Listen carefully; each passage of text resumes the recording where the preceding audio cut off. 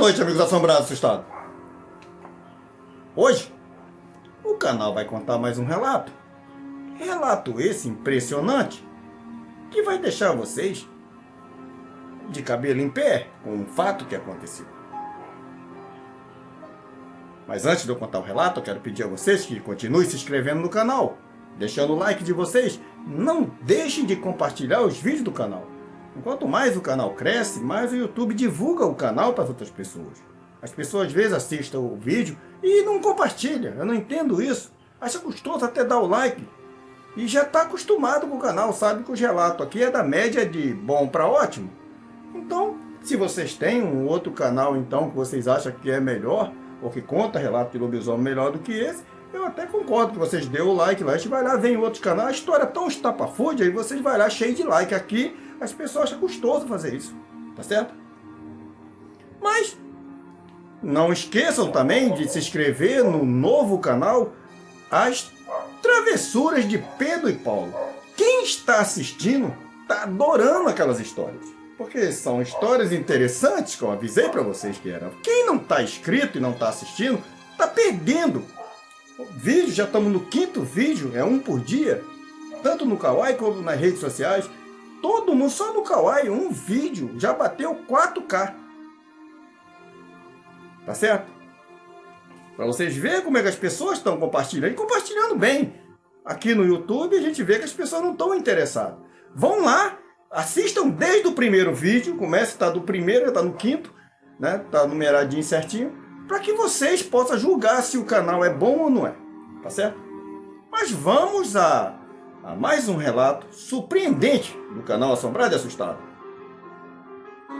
O canal hoje vai contar um relato perdido na história, mas este relato nunca foi esquecido por uma família que perdeu seu patriarca da família, a pessoa que sustentava a família e também o genitor da família na época. Então isso nunca foi esquecido por essa família. O tempo passa, mas as pessoas não esquecem do que acontece, principalmente quando a gente é pequeno, aí que nós lembra mesmo, né? Mas o fato aconteceu no município de Pau d'Alho, em Pernambuco. E foi enviado para mim por Josefa, neta de seu Josimar, que foi vítima nesse relato. Mas quem de fato lhe contou o relato foi a dona Jandira, a mãe dela, que na época vivenciou isso tudo, e elas eram pequenas. Só tinha um irmão dela, que andou um tempo escondido, mas acabou sendo preso, devido a esse fato que vocês vão presenciar agora. Segundo a dona Jandira, no ano de 1916, a dona Jandira e seu Josimar moravam no município de Pau d'Alho. Eles não eram moradores de fazenda. Sua casa era separada das fazendas. Mas, na época, como ninguém tinha estudo, todos trabalhavam em fazendas. Em lavoura, era assim. Ajudando de um jeito ou do outro. Quando a criança às vezes era pequena, na época, e o pai e a mãe e os mais velhos iam trabalhando, a enxada às vezes ficava pequenininha, gasta, o pai botava um cabinho e já ensinava os pequenos também, já levando para o roçado para trabalhar. Era assim o fato. Era assim. Então, na verdade, todos no interior eram criados trabalhando, né? Para acostumar a trabalhar. Mas, numa fazenda próxima, havia um homem. Esse homem era um homem muito grosso e ignorante. O bicho era tão ignorante que parecia papel de cimento. Você não podia dirigir a palavra para ele. Então, o fazendeiro local da época precisou de pessoas para trabalhar alguns dias lá.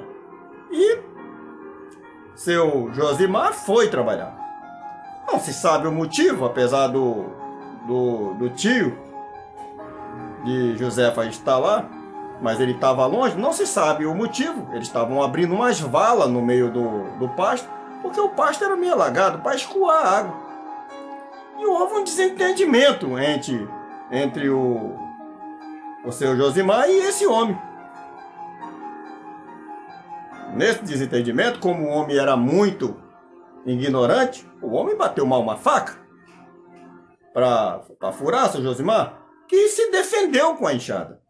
Deu-lhe umas cabadas de enxada no pé do vidro, né? E pegando no braço dele, que ele soltou a faca, acabou quebrando o braço dele.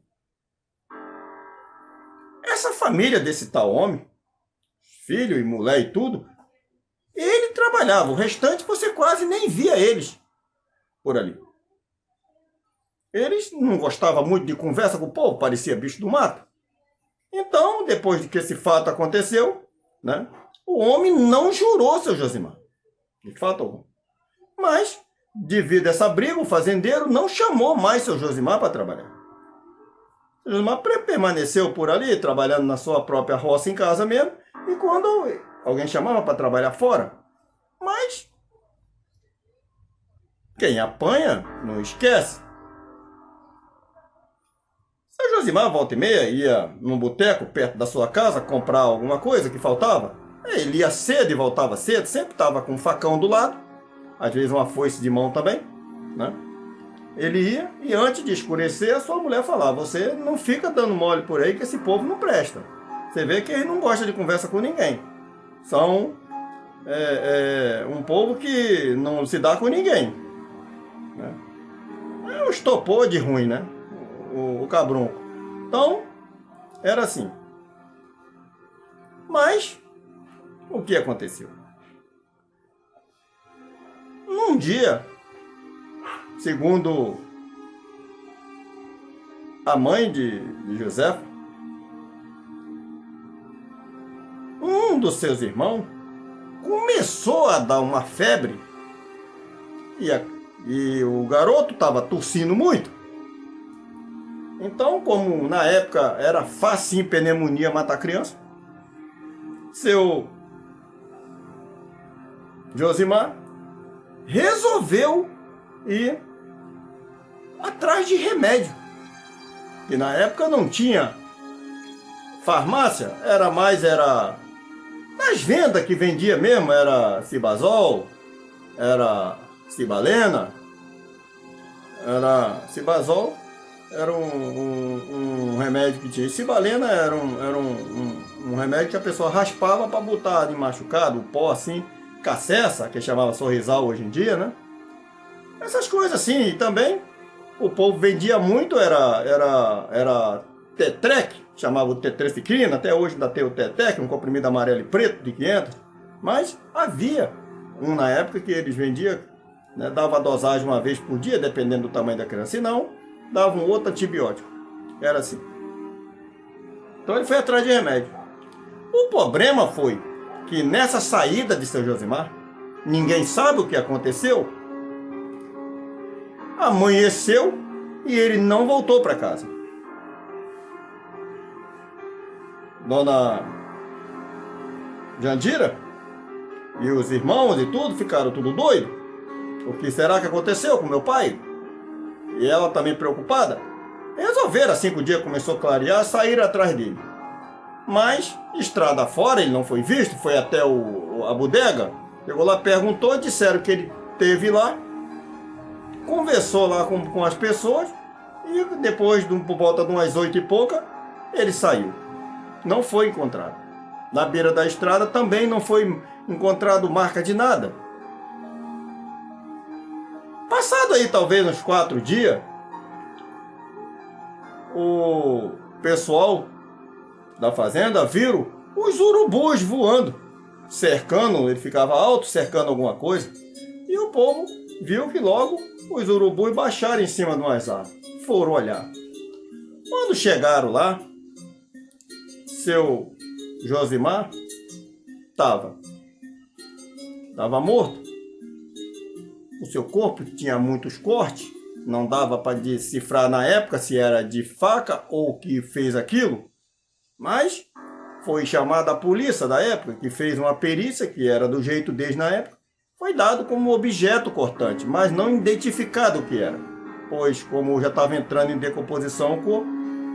Isso, essa família perdeu o chão, pois era ele que trabalhava junto com o outro, que não era o irmão mais velho, né? Tio da Josefa que trabalhava. E a responsabilidade caía toda em cima do mais velho, mesmo a mãe ajudando. Então, eles perderam o chão com aquilo. E quem cão podia ter feito aquilo? A polícia perguntou na época, interrogou essa tal briga que teve com esse homem, mas nada que provasse que tinha sido ele.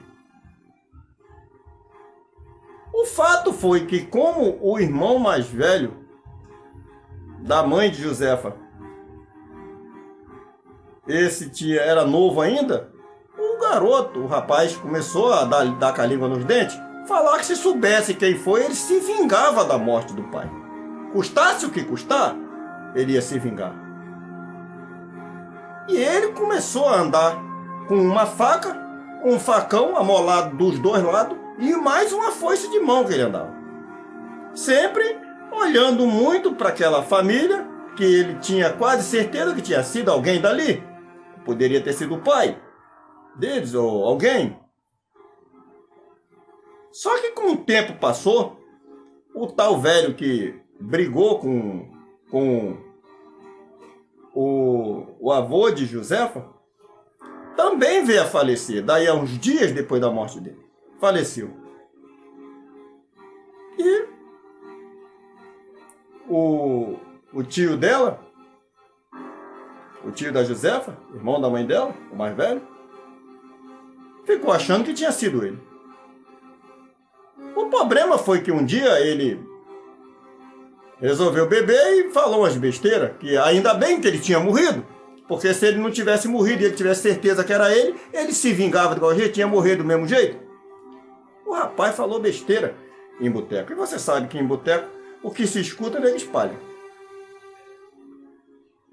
Depois dessa conversa dele, não se passou talvez 5 dias, o rapaz vinha,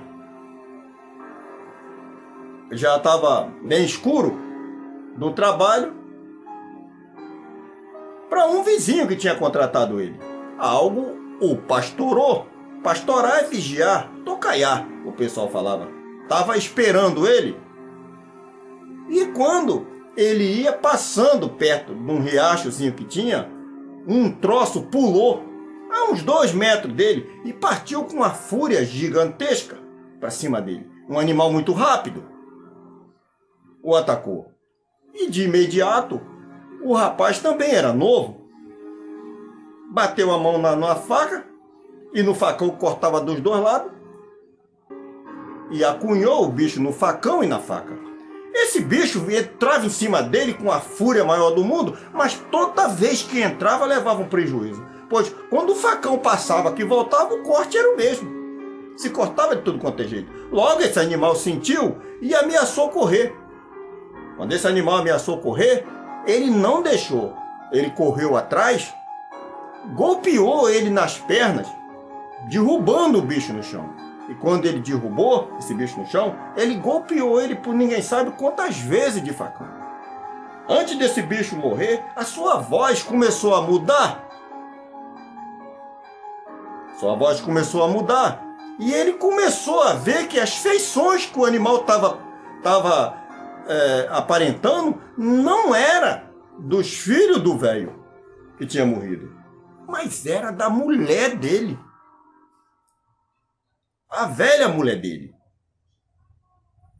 Mas não teve jeito, logo esse animal agonizou, morreu e desvirou-se. Era a mulher do velho.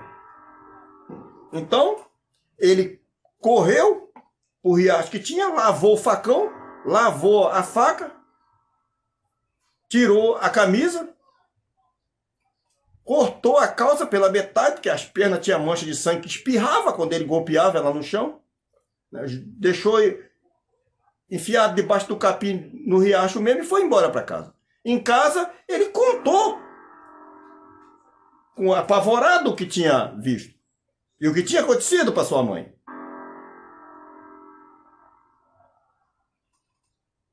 Sua mãe aconselhou que ele pegasse a sua bermuda, enterrasse no meio do mato e fosse para casa de uma tia dela. Ele permaneceu um tempo escondido. Talvez se ele não tivesse saído dali, talvez não tivesse nem sido preso. Levou um tempo escondido, mas como ele saiu do local, segundo a mãe da Josefa, irmã dele na época era nova, após a polícia procurar, ele foi preso. E depois que foi preso, ele foi mostrar onde ele tinha enterrado a bermuda e também o resto da calça e a camisa, estava debaixo de um capim dentro da água. A prova veio à tona. Passado anos e anos e anos, essa família ficava ameaçando a família a mãe e os irmãos de Josefa na época. Seus tios e sua avó, que acabaram um dia de noite pegando uma carroça emprestada e se mudando, largando a casa com quase tudo, saíram na direção do interior da Bahia, enquanto o seu tio ficou preso. De lá, a sua mãe, a sua avó, quando podia visitar o irmão, ele levou mais ou menos uns 12 anos preso. E quando ele saiu, ele seguiu o rumo a Alagoas para trabalhar, deixando a família, pois os irmãos já estavam todo grande, já estava grandinho, podia trabalhar. E ele não queria permanecer junto com eles, sem saber se aquela família podia se vingar deles. Foi embora. Tempos depois, a mãe da José ficou sabendo que ele tinha adoecido e vindo a falecer. O relato é verdadeiro. Foi enviado por Josefa, neta de seu Josimar, e sua mãe, na época era nova, contou esse fato. Espero que vocês tenham gostado do relato. Se vocês deixaram, deixa o like de vocês, compartilhe os vídeos e não perca os relatos, as travessuras de Pedro e Paulo através dos anos no interior. Boa noite, amigos assombrados e assustados.